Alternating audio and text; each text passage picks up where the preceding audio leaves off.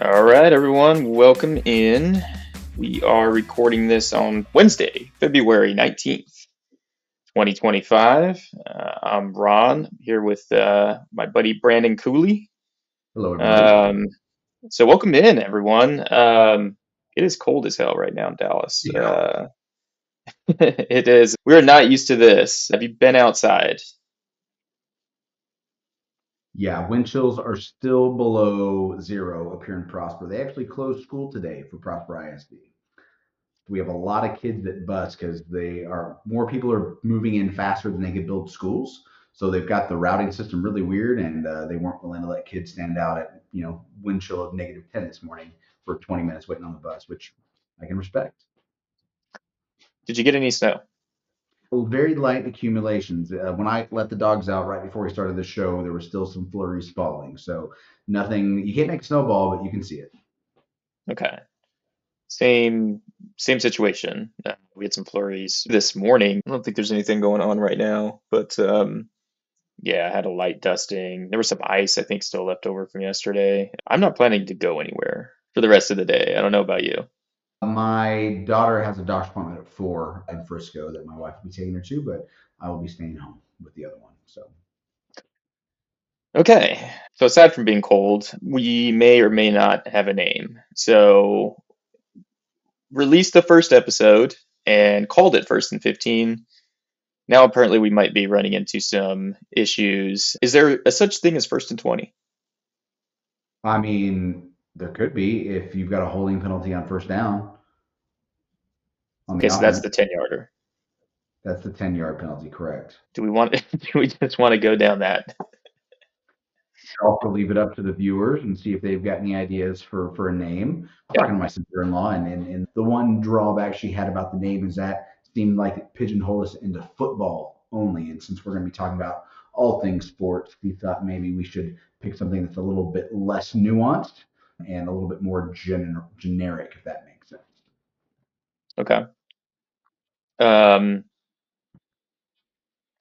I actually don't have an issue with that because as I was mulling over some potential possibilities, right, that we can take this into the future, I started thinking about other possible podcast topics, right? So I'd love to see it branch off into some other areas. First and 15 or first and 20, even if you change it to first and 20 media, right? It's still, I do feel like it's still kind of, people still see that and think sports, or they don't think anything at all. They're like, what the hell does that mean? Could be. I mean, the name, I don't know, this is one of those things where does the name have as much value as just the content does, right?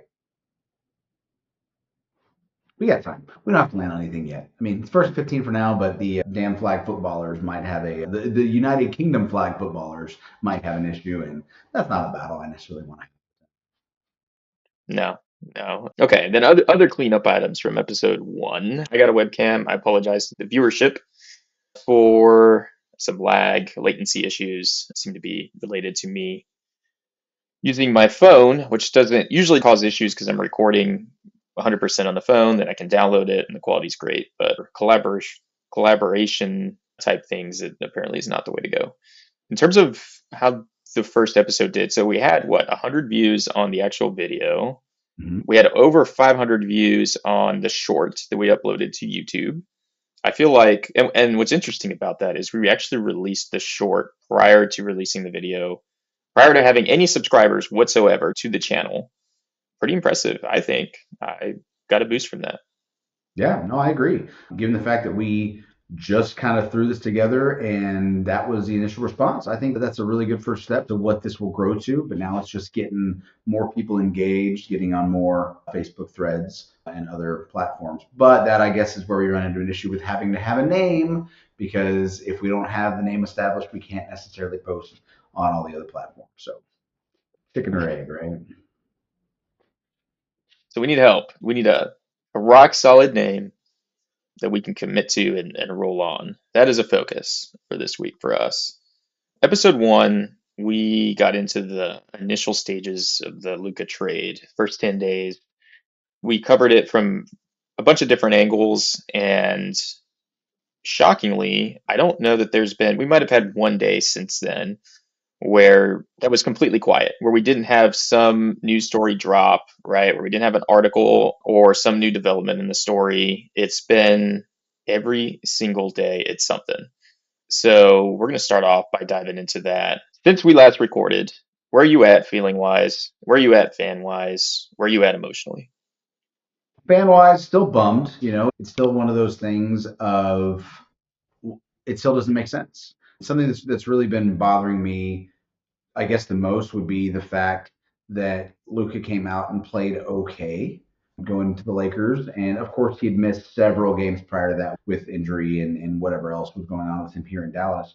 But the fact that he was able to jump straight back in and really not be as effective as he has been, of course, but still be an effective piece to their puzzle was a bit of a slap in the face. Just because it's so frustrating. What about you? Yeah, I mean, that was, I think it makes it more frustrating when our side of the trade is, I mean, we don't know, right? We're thinking a month, maybe. I don't know that there's really been like a super firm time frame put in place for when AD's coming back. Yeah, I agree. Did you see the ads drop? I guess it was this week about AD's prank show. About his what show? His his prank show. You're kidding, right? This is very much a real thing. Now, let me make sure I heard you correctly there. Number Yeah. a prank show that Anthony Davis is going to be hosting.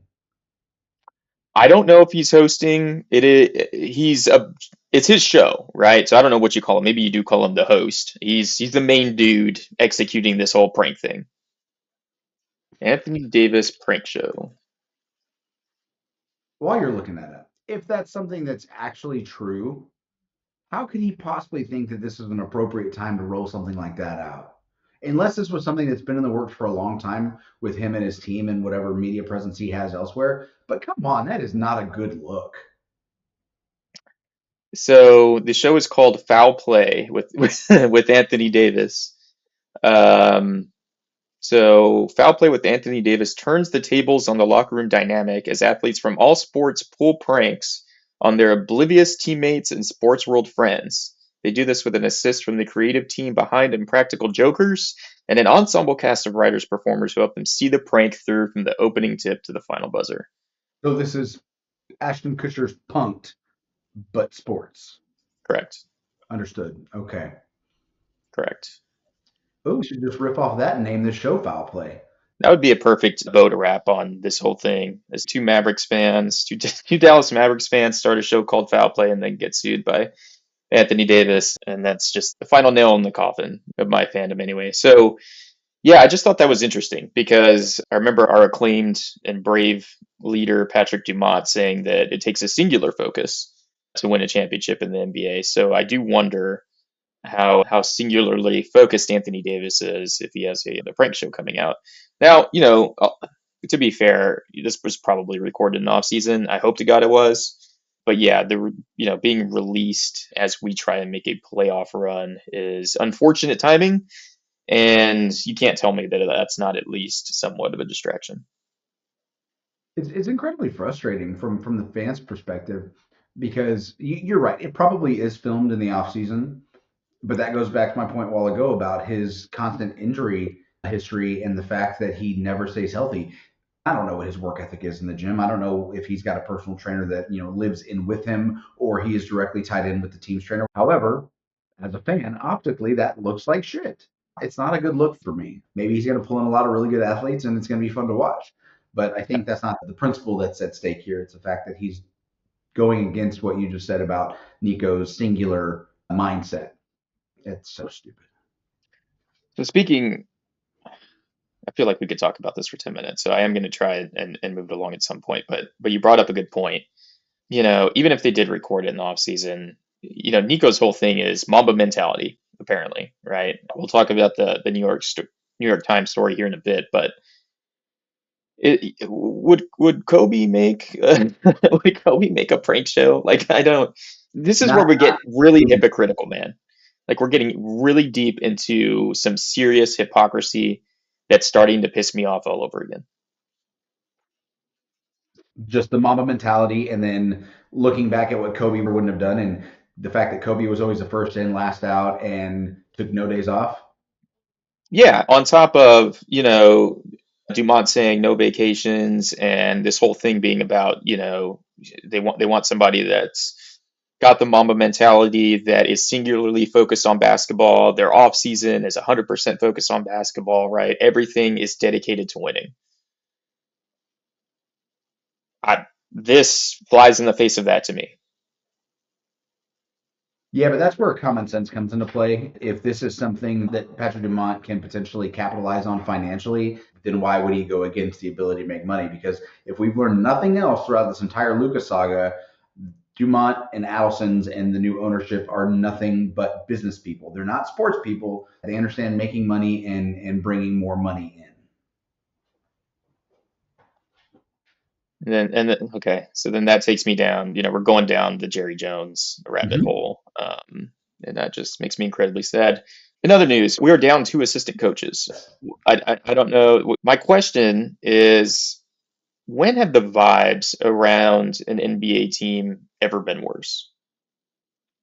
Any NBA team? Any NBA team ever? I don't know, man. I'm not sure that I can think of another team that's had this much angst except for maybe Rodman and the Bulls, just with his antics and his personality, but that's a singular issue. That didn't really extend out to multiple people within the organization. What about you? I think it's the worst. It's the worst. It's the worst vibes I've seen around a team since the Malice at the Palace, right? So that's obviously a whole different level. Players beating on fans, and that probably, or very well could have broken up a title team. So that one had far-reaching implications, and was a huge story, and kind of changed the way NBA dealt with things going forward. But I can't think, and yeah, I really don't know of a situation where just everything about just surrounding a franchise felt worse than it does right now with the Dallas Mavericks. I mean, it just seems like every single story is bad news, right? Like, I've never Yeah. seen anything like it. Well, and I wonder how much it has to do with us being inside the Metroplex.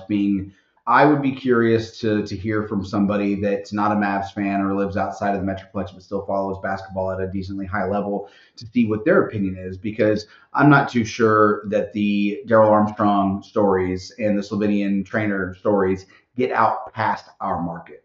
I'm not sure that's something that you're going to necessarily hear. Maybe in the LA market, of course, because Luka is directly tied to that trade and what's going on here. But I'm not sure if you go to Memphis or Milwaukee, if they're going to hear anything like that, because it's probably not something that goes outside of our market. So I'd be curious to talk to a fan of a different team in a different market, see if they are seeing it the same way we are.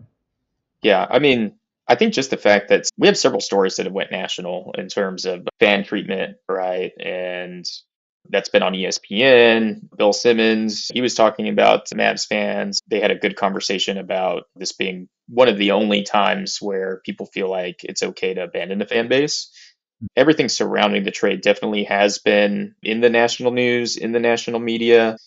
But yeah, I mean, there's a lot of aspects of the story that probably haven't been covered, right? One of those, another update I got was, so Grant Asfith, a local Dallas, he's on the media beat for the Mavericks. He's the one that Tim McMahon ran his bus over, calling him a wannabe journalist, as that whole situation has unfolded. But he posted an update yesterday, or maybe it was the day before, where he had been blocked on Twitter or X or whatever you want to call it by the Las Vegas Sands Corporation, which I found extremely weird and extremely on brand for how Nico and the Dumonts and the Adelsons have behaved so far. And Yeah, this, this, strange. this was a regular beat writer for Dallas sports. He's specific to the Mavericks, and he was the one that fact checked Tim McMahon because he called Dallas PD and asked if any death threats had been reported against Uh, Nico, and they said no. And so Tim got his panties in a wad, and the next day on ESPN called him a wannabe reporter. It's just an unfair, petty swipe at somebody that actually does a damn good job covering the Mavs. But he's not super well known. I think he will be one day. Really strange that his only involvement in this whole saga was fact checking McMahon. and then he ends up blocked by the Las Vegas Sands Corporation. It's just weird. I sneezed, and all of a sudden my camera went wonky. You sneezed all over the camera, man. Oh, You gotta clean that thing. hey, there we're back. There we go.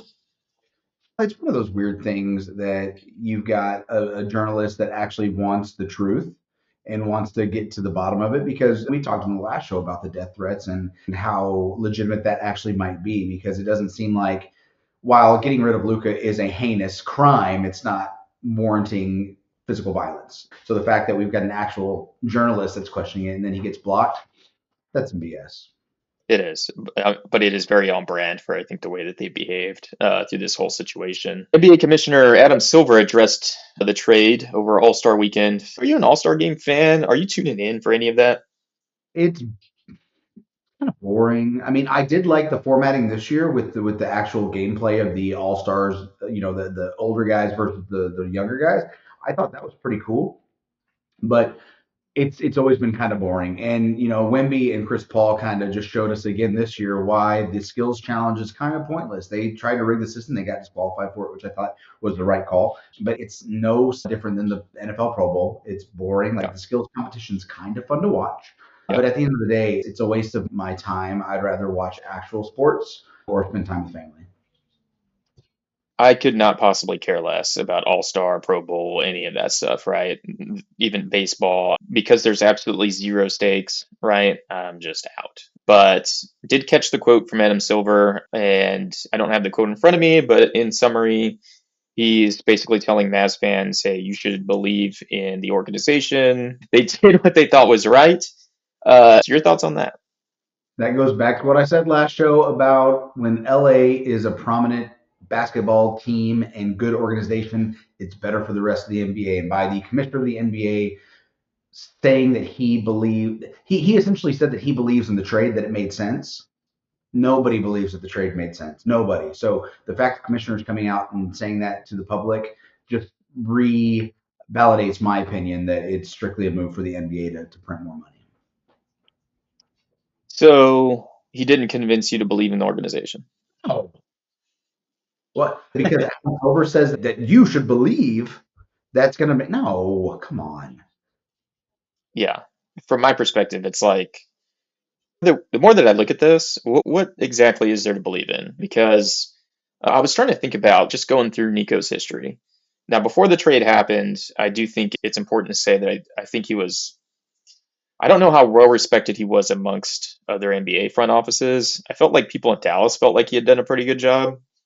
But I started to go through his history and I was like, okay, so he was here when Brunson walked, right? We lost Brunson for nothing. Then he signed Grant Williams.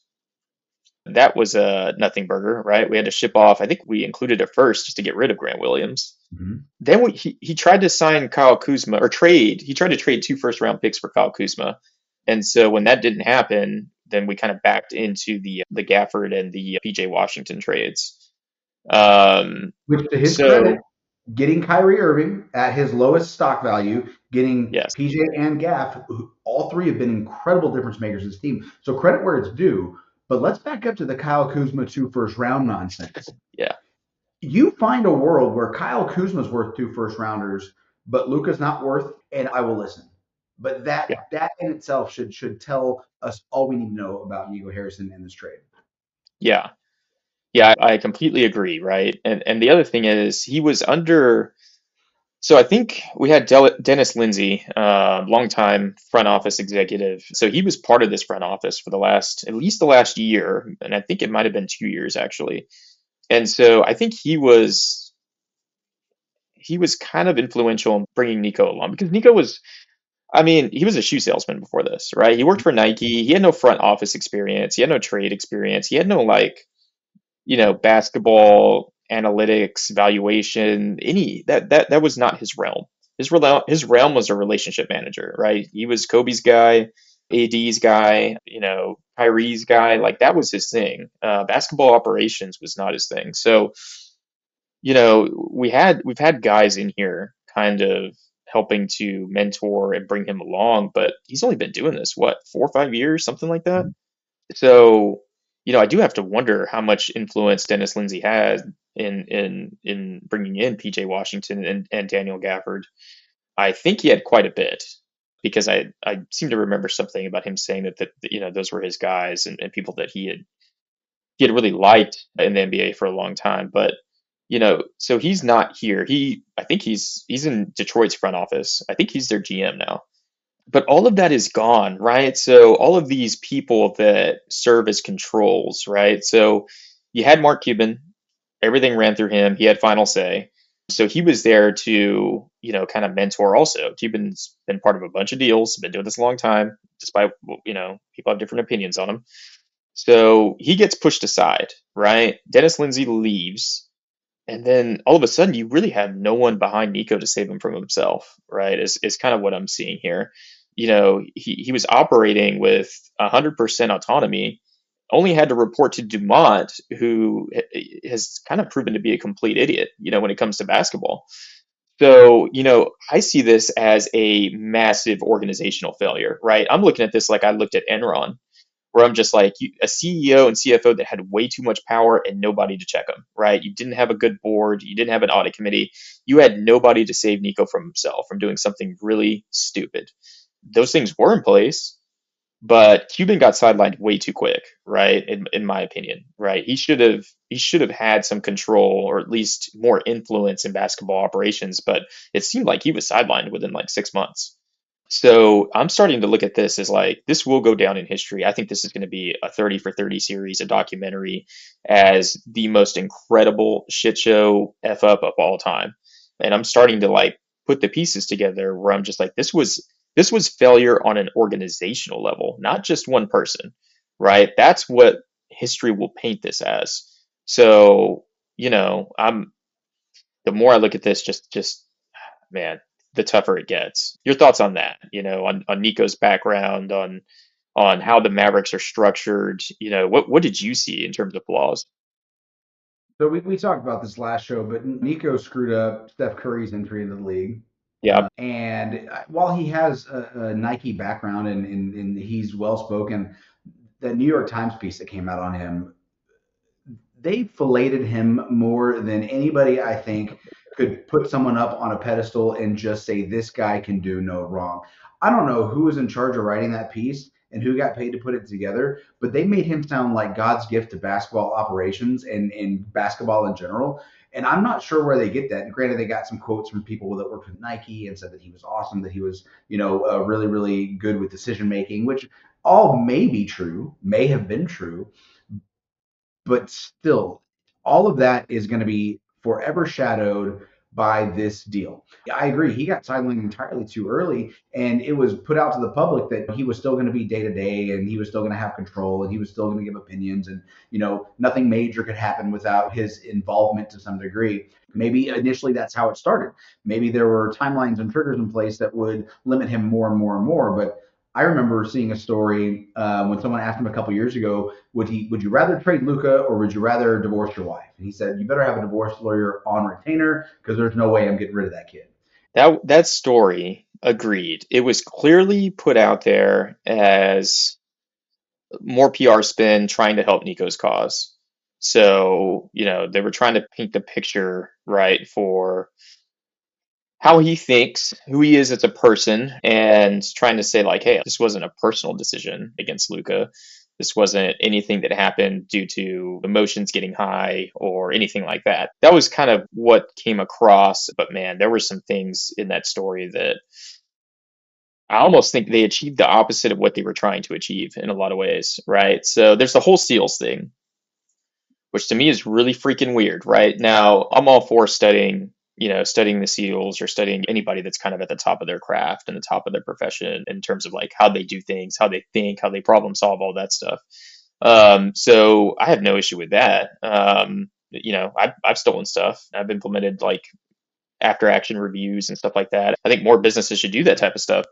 But calling each other SEALs is freaking weird to me. It's almost like calling each other Spartans or, or like, I don't know. It's just weird. And then there was a couple of quotes. There was one about how he greets people. Yeah, so here it is. Harrison is a notorious nutrition devotee. and will occasionally begin conversations by quizzing friends on their health habits.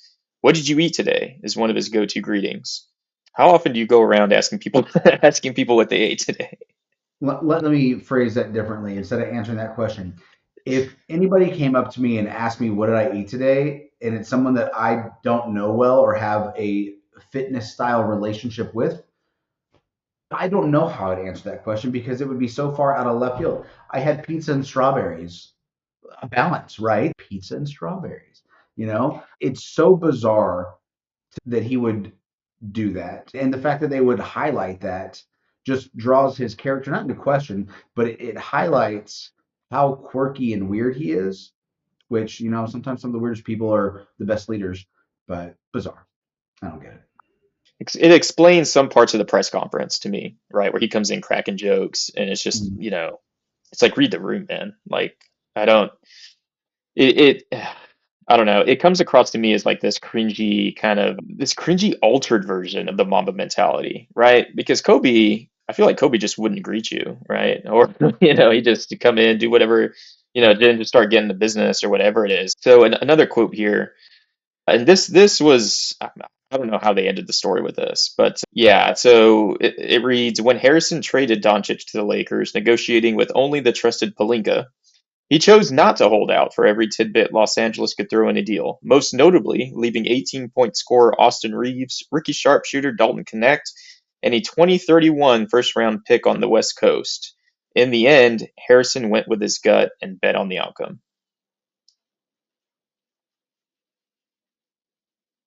There's nothing to justify that. There's nothing to discuss about that other than how do you leave that on the table? I feel like those paragraphs don't even make sense, right? What does that mean? You chose to go with your gut and not get every piece that you could get from the Lakers? How is that even going with your gut? Like, that's not even. Uh, Yeah, well, and I think the very last piece of the article is what the quote that he said at the press conference that it's hard enough not to do or to do nothing, so we'll just have to see what happens, whatever that quote actually was, which was a silly quote itself. But no, no, you know what? Let's talk about the team that we have, the players that are on the roster now, yeah. and how we're doing right now, and what that's going to look like moving forward through the rest of the season. So they won what, four of the last five going into the All-Star break. It's really good That wins against is, the Warriors, against the Rockets. I mean, there's been some really good stuff that's happened.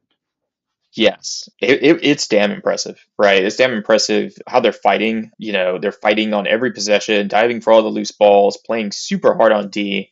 And so, yeah, I mean, it's been next man up, right? We got people I've never even heard of playing center. They could have easily folded, right? Luka trade happens. They could have folded, lost the rest of their games, and went to the All Star break and been like, hey, let's pick up the pieces. So they didn't do that. That's credit to the team. That's credit to Jason Kidd. So now the question is, how do we project that to the rest of the season?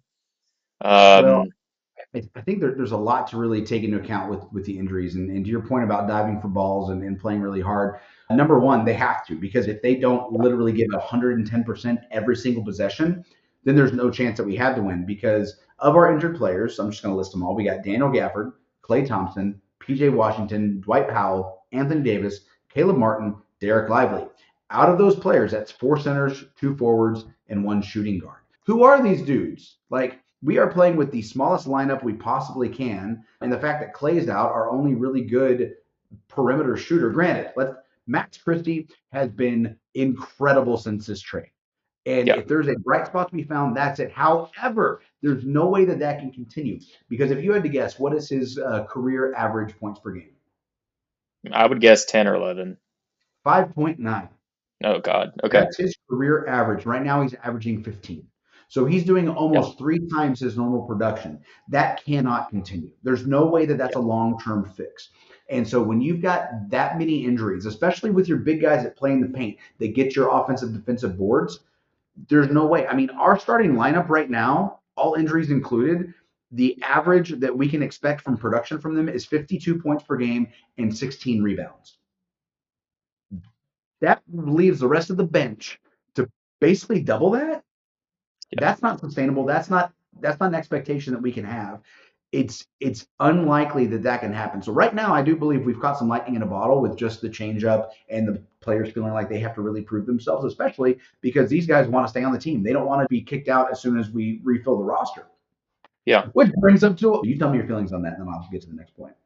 So great points. I think of the guys you mentioned, Omax is the one that sticks out to me, right? Because he does have the draft pedigree to turn into something. He's flashed, and that is his thing. His whole thing is playing hard, playing good D, and hitting threes. So I think we might have something there. Jaden Hardy has been god awful in the last several weeks. So that is another thing that could potentially flip in our direction. Yeah, the other guys, you're right. It's not sustainable for them to play this hard and keep winning games. It's just it doesn't happen. So to an extent, yeah, you did catch some lightning in a bottle. For as far as Max Christie goes, his play is not unsustainable, right? He's not shooting these out of these world numbers. He's not shooting like 60% from three or anything like that. I don't expect him to fall off a cliff. I don't expect him to keep doing what he's doing, but I do think he could be like a 12, 13 points per game guy and shoot 40% maybe. Maybe he could be. Okay, so I've got his stats right here. So career, he's 44% from the field, 38% from three. Okay. Yeah. The last 10, he's 49% from the floor and 45% from three. So he's pretty average on from the field and up, 8 points from three. So he's doing better than his career average, and maybe what he needs is a better team around him. And I do believe that if like our actual starting lineup was out there with him, Max, Clay, AD, and Gafford, like if that's the starting five, yeah, I think you're right. 12 points, 13 points, and maybe a couple rebounds. The funny thing about this, right, is if you look at our injuries, obviously we have guys all up and down the roster, but clearly the injuries have been heavily focused on the center position, on our bigs. Four of them. Yes. But yet we have continued to win games, which would seemingly fly in the face of Nico's theory that you need all of these bigs to win a title, right? So that has been a really interesting kind of revelation here. Yeah, it's something I've been thinking about. I'm like, we're winning, and the thing that really sucks is, we have no guard depth now, right? So we're winning by, with good guard play and good forward play. We have nobody, to play the center positions, and we're just patching holes. But we feel so thin at guard, right? We're back to Dinwiddie being the number two ball handler. I see Max Christie taking turnaround mid-range jump shots because we can't generate offense. How long until it bites us in the ass that we're relying on 32-year-old Kyrie with a bad back? Well, yeah, Kyrie with a bad back, he's old, and he's only got another 2 years on his contract. Yep. We're not going to re-up him. So then who is the primary ball handler? Because it's not Dinwiddie, it's not Exum, it's not Max Right. Christie, who's a shooting guard, but he's really a three. Right. We don't really have right now. We definitely don't have the depth, and the fact that it's just Dinwiddie and Exum behind Kyrie, and of course Hardy. But as you said a while ago, he's been playing like dog shit. So hopefully it turns around. Will it? Maybe, maybe not. But we're getting into that point of the season where we're at the 8th seed right now, right? We are not too many games behind falling outside of the playoff bracket. It only Right. takes a few more losses and the teams behind us to get a few more, and that could be a snap switch, right? Right. So I have a lot of concerns with when AD will actually be back, because if in the next 10 games we fall to that 11th, that 12, and we're right there on the bubble, I don't see any reason to bring him back into the fold to risk another injury when they know damn well he's going to get injured again. But why not let him get fully rested and rehab through the end of the season for a good year next year? Well, I would say the reason is you only have a 2-year window, right? So you could do that if you still had Luka on the team. You could Mm-hmm. say, okay, yeah, we're going to punt the season. Why? Because we have another 7, 8 years, right? We have a giant window to win a championship. Now you kind of have two. Mm-hmm. So, I think that's why he played in the first place, right? Clearly came back too soon. Why? Because they're trying to rush him back, right? And it's like now we're in the same situation. Clearly, like I think the Mavericks are going to be under some pressure to rush him back and try and make a playoff run because I mean, you just said Kyrie has 2 years left. Yeah. So, yeah, Yep. Well, in next year we lose unless we extend them or recontract them, Exum and Dinwiddie. They're gone for next season. And then the following season after that, we lose Kai, Gaff, and PJ and Powell. So unless they make some contract stuff, and the problem with that is this next season we're already at 190 million dollars. So between this year and next year, we're already at the 2 to 3 years against the luxury cap max. And so it's only a matter of time once we get to 26, 27 season that they blow those numbers out of the water. Then we're paying extra. And because of my points earlier about the current ownership being more business than basketball, there's no way they keep a big lineup that's got big names. They're going to go with a bunch of small guys that are going to put us under the cap and be no issues financially. Which makes me really wish they would have gotten some more first round picks, you know. But we have who we have. So when AD does come back, how do you expect him to fit in? Because right now, you know, we're winning games. The defense has not been very good. And clearly we need somebody else that can create shots and just somebody that can actually play the center position and anchor the defense. So how do you expect him to come into the fold? And what do you expect the team to look like once that happens? If he comes back after this injury, which is listed as indefinitely, and he plays the way he did the first 2.5 quarters of last Saturday's game, fantastic. Great. Yeah, Everybody's a winner because that is an amazing two-way player that is aggressive on the boards and great in the paint, right? yeah, If we get that player. But once again, I'm not sure they bring him back unless we keep winning. And I don't think the winning that we have right now is sustainable. With all the other injuries, I mean, we have to take that into account too. I mean, Lively is out. He's going to be reevaluated in 4 weeks, right? So yeah, he's still out for a while with an ankle injury. Caleb Martin's out minimum 2 to 3 weeks more. Anthony Davis is indefinite. Dwight Powell, who freaking cares? Washington has been ruled out for this game. Same thing with Clay, and then Gafford is out of the lineup for at least 6 weeks. Okay. So, given the fact that all of our most defensive and largest players are out for a very long time, the small ball just doesn't work in this league. It does not. yeah. It can be fun to watch and it can be electric, but all it takes is a couple bigs to get some good swats and put some bodies on these little guys in the paint, and they're going to back out. Right. So, I just don't get me wrong. I would love to see a playoff run to some degree. I would absolutely love it, but I don't see us getting out of the first round with even with our full strength lineup. I don't see it happening because all those guys Because agree.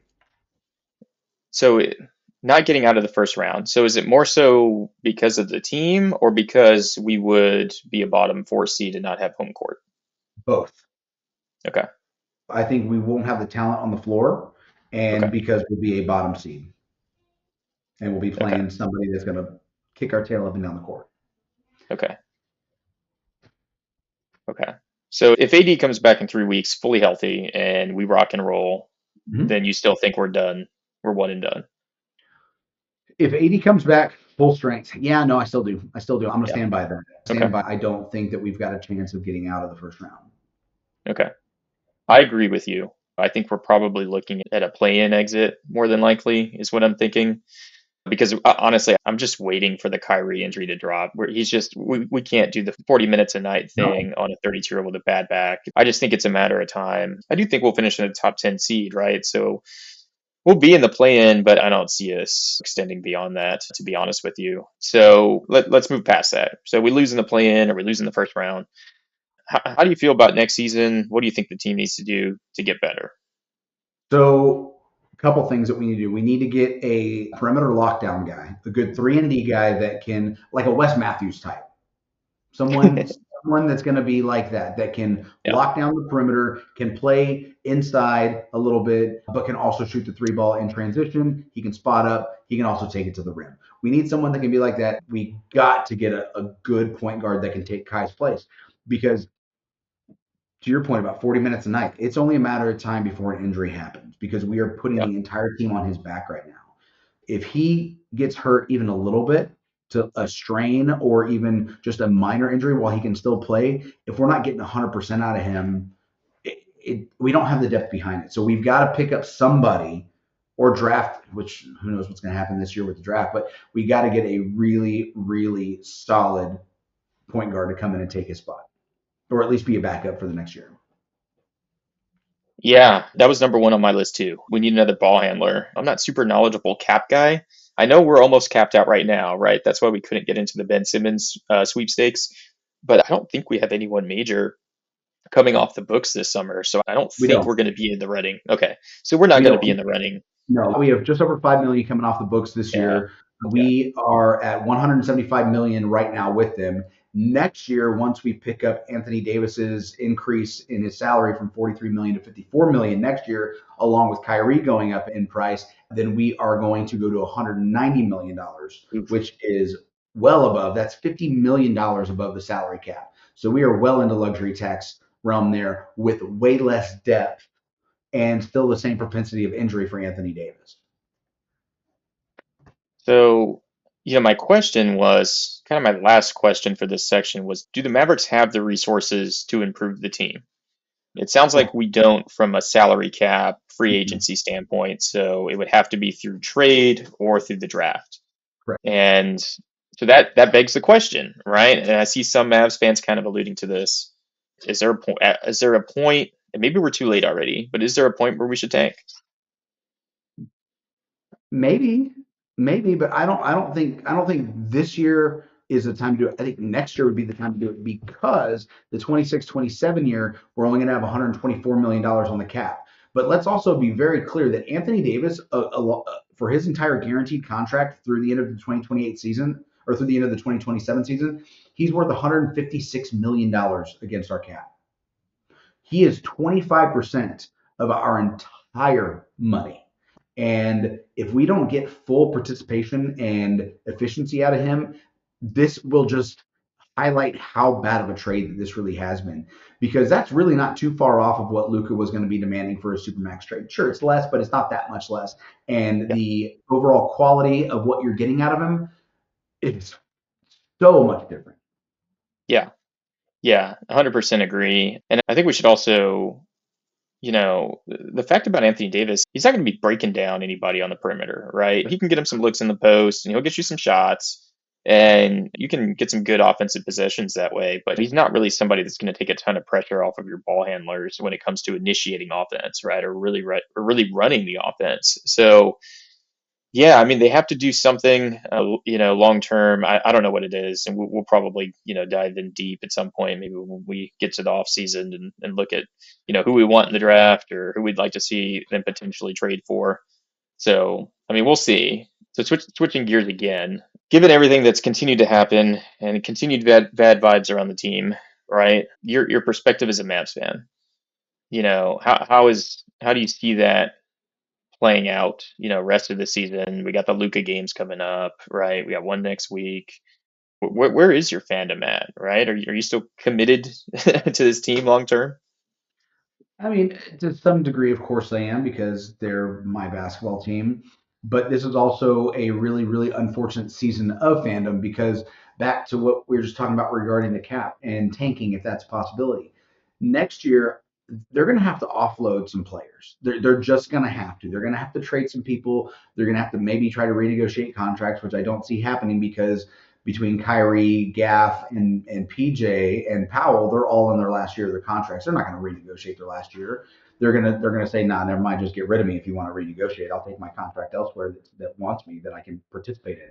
So, given the fact of what my opinions are that the Adelsons are trying to get us out of Dallas and into Vegas, I think if we do have to end up tanking because the salary issues are so exorbitant and we're going to have to offload some of our best players and fan favorites, that's going to do nothing but perpetuate that idea.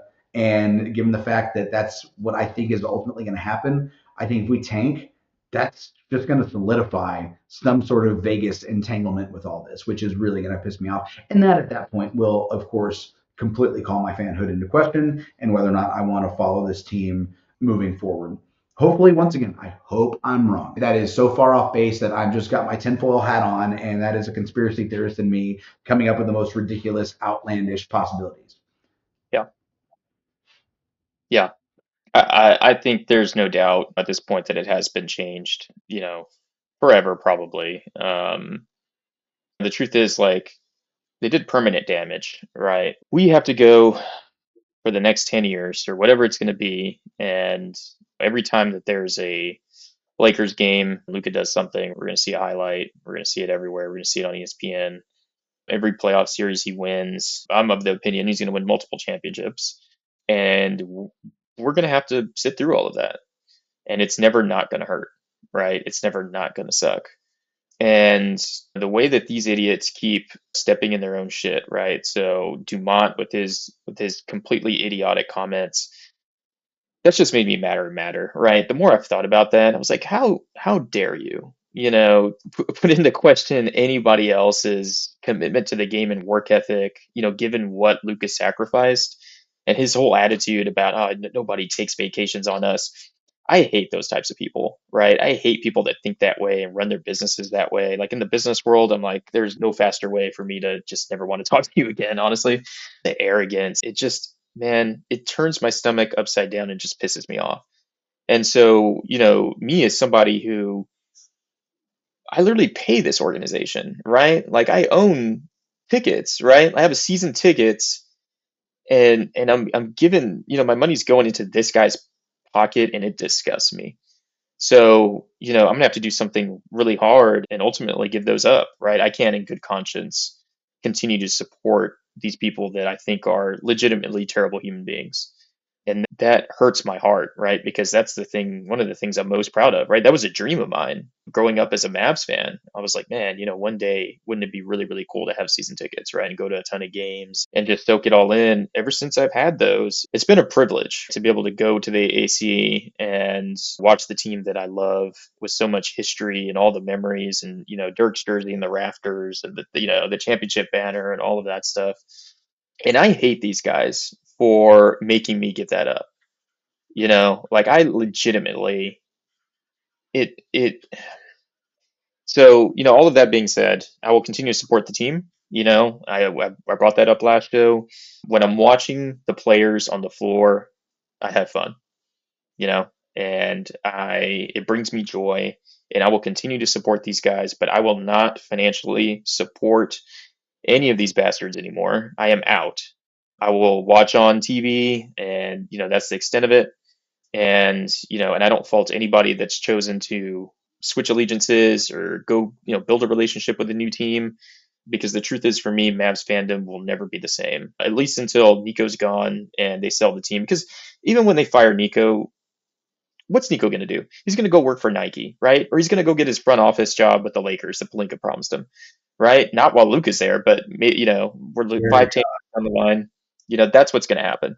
So, and then he's never going to think about this again, right? Because he does not give a single shit clearly about Dallas or the fans here or the people, right? Does not care. So even when he's fired, I don't think I'm going to feel way better, right? I'm still going to hate this ownership group. So that's the one thing I have to look forward to. Maybe one day, we as Mavs fans never thought Cuban would sell the team, and he did.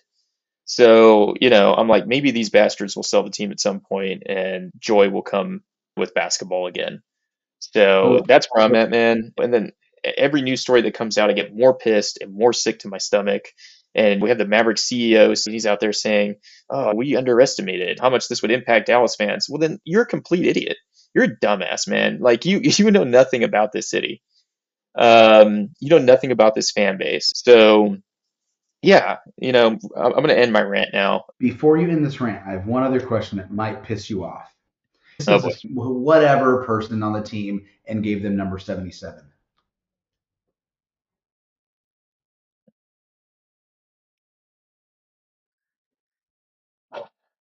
Here's, dude, would freaking infuriate me. I would lose my shit. Um, yeah, my blood's boiling just thinking about that because honestly, that is something I could absolutely see them doing.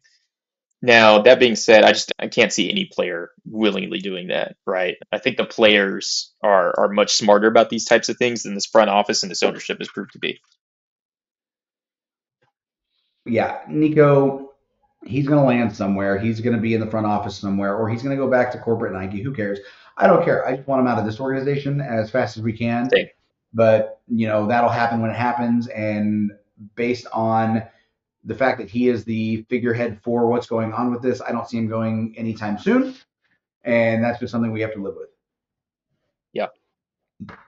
Yeah, 100% agree. Right. I just want him out of here. I don't even care. 100% acknowledge it's not going to make me feel a whole lot better, but I still just want him out of here. The thing is like once he's out of here, it's not like we're never going to think about him again, right? It's like we already talked about. That documentary is going to come out. The 30 for 30 is going to come out, and all of the stuff that Luka is going to go on to do. We can't escape this hell.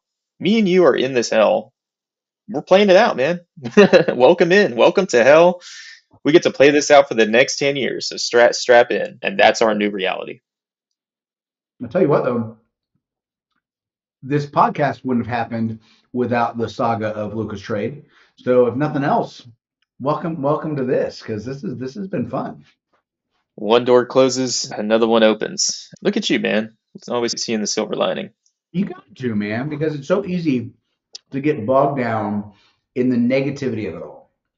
Yeah. And I'm happy for Luka because he's gonna become the face of the Lakers franchise. There is no question in my mind that LeBron James is gonna hand him the proverbial crown and say, "Here you go, kid. This is yours. Go teach Bronny how to be a better basketball player." Um, what? How do you feel about next week? So Mavs go to LA. What are you expecting? What do you want to see? I want to see Luka beat the brakes off of us. I want him to come out, swing so hard, and put on a historical show. That's what I want to see. Do I expect to see that? No, because he's still coming off of however many games he missed so far this season, 20 games or whatever, and he's not back to full strength. I mean, I went and looked at his stats earlier. So far in his 2 games, he's averaging 23 minutes, 15 points, 4.5 boards, 4 assists. That is well below his career average, which is 35 minutes, 29 points, 9 boards, 8 assists. So he's well off his normal, and I don't think he'll be back up to his traditional pace of a walking triple double. But I hope to God, I want every bit of me wants him to just come out and crush us. And that, folks, is all you need to know about what this trade has done to us. We are actively hoping our team gets destroyed by the Lakers. So that's what it's come to. My biggest fear is actually that he pushes too hard, right? And he's trying a little bit too hard to put on a show, and then maybe Nico gets his last laugh or whatever it is. It doesn't really matter, right? Because I think he's really going to save the show for when he comes back here, and that's what I'm most interested in. But we all know Luka, right? We know how spiteful, how vengeful he is. So yes, I fully expect him to put some ungodly numbers out there. I hope so. Okay, so let's wrap up. Man, I feel like I got something off my chest for this episode. Like I feel like I need a nap or something.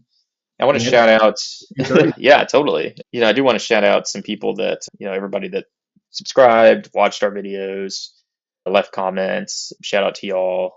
Some people, one of the comments was, want to see some football talk. That's coming.